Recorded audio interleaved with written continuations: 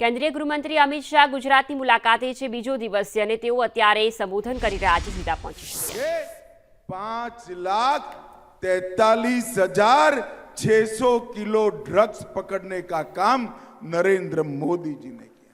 एक और कांग्रेस की सरकार थी, उस वक्त 768 करोड़ रुपए के मूल्य के ड्रग पकड़े गए, 768 किलो. और इन नशीली दवाइयों को पकड़ने का अभियान जो नरेंद्र मोदी जी ने किया, उसमें 768 करोड़ के सामने 10 ही साल में 27,600 करोड़ का ड्रग पकड़ने का काम नरेंद्र मोदी सरकार ने किया. मैं सोचता था कितना बड़ा अंतर कैसे आया. कांग्रेस की सरकार भी कर रही थी, मोदी की सरकार भी कर रही है, मोदी जी भी प्रयास कर रहे हैं. क्या अंतर आ गया? अंतर ये आया मित्रों, परसों जब ड्रग पकड़ा गया और ड्रग का कारोबार कौन कर रहा है इसकी तह तक जाने का तय किया, और जो पकड़ा गया वो मुख्य आरोपी तुषार गोयल दिल्ली प्रदेश कांग्रेस के आरटीआई सेल का अध्यक्ष निकला.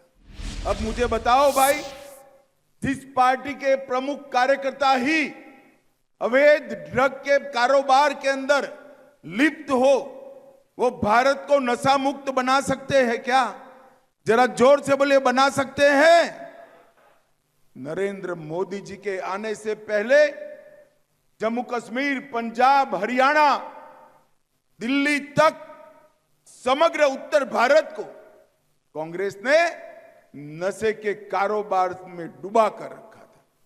भारतीय जनता पार्टी की नरेंद्र मोदी सरकार ने 36 गुना ज्यादा मूल्य का अवैध ड्रग पकड़कर इस पर करारा प्रहार करने का काम किया है. और ये 36 गुना पकड़ा गया, इसमें गुजरात में सिर्फ 3 साल के अंदर 8,500 करोड़ का ड्रग पकड़ने का काम गुजरात की भारतीय जनता पार्टी की सरकार ने किया. भाइयों बहनों, जिस पार्टी के कार्यकर्ता अवैध ड्रग के व्यापार में, नशीली दवाइयों के व्यापार में लिप्त हो, वो पार्टी कभी भी किसी भी राज्य या देश को नशे से मुक्त नहीं कर सकती. मोदी जी ने ड्रग फ्री इंडिया का जो संकल्पना करा है, नशा मुक्त भारत का संकल्पना, वो केवल और केवल भारतीय जनता पार्टी सिद्ध कर सकती है. भाइयों बहनों, આજે ગુજરાતની અંદર મારા મત ક્ષેત્રના અનેકવિધ વિકાસના કાર્યક્રમો થયા.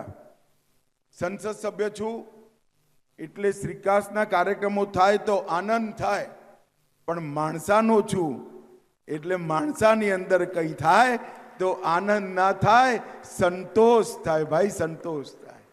માણસાની અંદર આ પરિવર્તન છેલ્લા 10 વર્ષની અંદર હું જે જોઈ રહ્યો છું, અને JS પટેલ તમે બહુમતીથી ધારાસભ્ય ચૂંટ્યા, દર અઠવાડિયે 1-2 કાગરિયા JS ના આયા જ સમજો, આયા જ સમજો. પણ JS તમે કાગળ લખતા ના ઠાકતા, માણસાનો જ દીકરાને મોદી સાહેબે દેશનો ગૃહમંત્રી બનાવ્યો છે. કામ કરવામાં મને કોઈ આરસ. અને ગુજરાત સરકારના મુખ્યમંત્રી ભૂપેન્દ્રભાઈ અને ઋષિકેશભાઈનો પણ હું હૃદયપૂર્વક આભાર માનવા માંગુ છું. ઋષિકેશભાઈ, તમે અહીંયા પર આટલી મોટી 425 બેડની હોસ્પિટલ બનાવી આપી, 250 કરોડ રૂપિયા અમારા માણસાના લોકો બાકીનું કામ જાતે પૂરું કરી તમને 100 સીટ વાળી એક મેડિકલની કોલેજ બનાવી તમારું લક્ષ્ય પૂરું કરવામાં નક્કી મદદ કરશે. ભાઈઓ બહેનો, હું તો નાનપણથી માણસામાં જ મોટો થયો, માણસામાં જ ભણ્યો. આ સામે RBLD છે ત્યાં જ ભણતો હતો. આ માલણમાં ને મલાઈમાં કેટલી વાર ધુબાકા માર્યા, અને આ જ વડ પર વડવઈઓ પર રમતા રમતા હું મોટો થયો છું. અને જ્યારે આજે માણસાના વિકાસના રસ્તા પર આગળ વધતું હું જોઈ રહ્યો છું ત્યારે મનને ખૂબ સંતોષ અને આનંદની લાગણીનો અનુભવ થાય છે. દર બીજા નરોતે હું માણસા આવું છું અને અહીંયા મારા કુળદેવી બહુચર માતાના મંદિરમાં એમની પૂજા અર્ચન આરતી અને આરાધના કરી પાછો જોઉં છું. માણસાવાળા બધા જ ભાઈઓ બહેનોને હું કહેવા માંગુ છું, આવતા નોરતે આવીશ ત્યાં સુધી મેડિકલ કોલેજનો કમ્પ્લીટ પ્લાન લઈને આવીશ અને મેડિકલ કોલેજને આપણે બાંધવાની શરૂઆત કરીશું.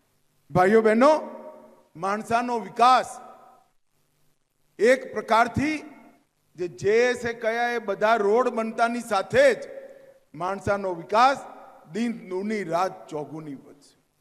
માણસાની અંદર મેડિકલ કોલેજ હોય, માણસાની અંદર જિલ્લા કક્ષાનું સ્પોર્ટનું સંકુલ હોય, માણસાની અંદર સુંદર ટાઉન હોલ હોય અને માણસામાં આજુબાજુમાં 13 સુંદર તળાવોથી પર્યટન વધતું હોય અને માણસાના વિકાસને કોઈ ના રોકી શકે. આવનારા દિવસોની અંદર માણસાના વિકાસ માટે જે કંઈ કરવાની જરૂર છે એ બધું જ કરવાનો સંકલ્પ ભારતીય જનતા પાર્ટીની અમારા ભૂપેન્દ્રભાઈની સરકારનો છે. ભાઈઓ બહેનો, નરેન્દ્રભાઈની સરકારે આ 10 વર્ષની અંદર દેશના સ્વાસ્થ્ય ક્ષેત્રની અંદર અનેકવિધ પરિવર્તન. નરેન્દ્રભાઈએ લોકોના આરોગ્યને એક હોલિસ્ટિક એપ્રોચ સાથે લોકોને સ્વસ્થ બનાવવાનું અભિયાન, આરોગ્યને સુદૃઢ બનાવવાનું અભિયાન, અને ખાલી દવાઓથી નહીં, હોસ્પિટલથી નહીં, આર્થિક મદદથી નહીં, નરેન્દ્રભાઈ આ અભિયાનની શરૂઆત સ્વચ્છ ભારત અભિયાનથી કરી. સ્વચ્છતાની થવાની સાથે જ બીમારીઓ ઘટે. દરેક ઘરમાં શૌચાલય ટોયલેટ બનાવવાની શરૂઆત કરી. દરેક ઘરમાં શુદ્ધ ફ્લોરાઇડ વગરનું પાણી આપવાની શરૂઆત કરી. ખેલો ઇન્ડિયા બાળકોને, યુવાનોને, કિશોરોને મજબૂત કરવાની શરૂઆત કરી. યોગના માધ્યમથી લોકોના સ્વાસ્થ્યને સુધારવાની શરૂઆત કરી. 5 લાખ સુધીનો આયુષ્યમાન ભારત યોજનાનું કાર્ડ 60 કરોડ ગરીબોને 5 લાખ સુધી 4 આના કે 10 ખર્ચવાની જરૂર નથી. નરેન્દ્રભાઈએ ફ્રી ઓફ કોસ્ટ મફતમાં એમના સ્વાસ્થ્ય અને ગુજરાતમાં એને 10 લાખ સુધી લઈ. અને હવે જો ઘરમાં 70 વર્ષથી ઉપરના વડીલ હોય તો 10ની જગ્યાએ 15 લાખ સુધીનો બધો ખર્ચો ભારત સરકાર અને ગુજરાત સરકાર. આ બધું કર્યા પછી દવાની જરૂર પડે તો દવાઓ માટે પણ સસ્તી દવાઓની દુકાનોની એક મોટી શૃંખલા નરેન્દ્રભાઈએ કર્યું. અને સાથે પીએચસી, સીએચસી એના અપગ્રેડેશન કરીને આરોગ્ય મંદિર બનાયા. અને આ બધું કરીએ અને ડાક્ટરો ના હોય તો શું થાય? કામમાં આવે બિલ્ડિંગ? ભાઈ ડાક્ટર ના હોય તો સીટોને બમણી કરી અને બીજી 75,000 સીટો આવનારા 5 વર્ષમાં વધારવાનું લક્ષ્ય નરેન્દ્ર મોદીજી. ભાઈઓ બહેનો, આવડા મોટા દેશના હેલ્થ ઇન્ફ્રાસ્ટ્રક્ચર હોલિસ્ટિક એપ્રોચથી મજબૂત કરવું, કુપોષણને દૂર કરવું, શુદ્ધ પાણી પીવાનું આપવું, યોગ, વ્યાયામ અને લોકોના જીવનનો એક નિત્ય ક્રમ બનાવો.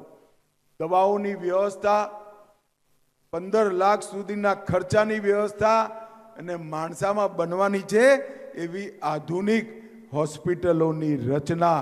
આ આખું નરેન્દ્રભાઈએ જે તંત્ર બનાવ્યું છે આપણા દેશના દરેક નાગરિક માટે સ્વાસ્થ્યની બધી જ જરૂરિયાતો પૂરું કરવા વાળું આ તંત્ર બનવાનું છે. ભાઈઓ બહેનો, આજે ફરી એકવાર નવરાત્રિના પવિત્ર દિવસોમાં આપણા ગામમાં ગુજરાત સરકારે 250 કરોડના ખર્ચે 425 બેડની આધુનિક હોસ્પિટલ બનાવવાનું ભૂમિપૂજન કર્યું છે. હું ઋષિકેશભાઈ અને ભૂપેન્દ્રભાઈનો હૃદયપૂર્વક માણસાના સૌ નાગરિકો વતીથી આભાર માનું છું, ધન્યવાદ માનું છું. અને મિત્રો, આવનારા દિવસોમાં ગુજરાતમાં અને માણસામાં બંને જગ્યાએ ગુજરાતી માધ્યમનું મેડિકલ શિક્ષણ ચાલુ થાય એ દિશામાં પણ આજથી જ ગુજરાત સરકાર પ્રયાસ ચાલુ કરશે. મારી તમને સૌને, માણસાના સૌ નાગરિકોને હૃદયપૂર્વકની શુભેચ્છાઓ. આપ સૌનો ધન્યવાદ, આભાર. વંદે માતરમ. ખૂબ ખૂબ આભાર શ્રીમાન અમિતભાઈ શાહ સાહેબ. જોરદાર તાળીઓના ગર્જન સાથે આભાર વ્યક્ત કરીએ.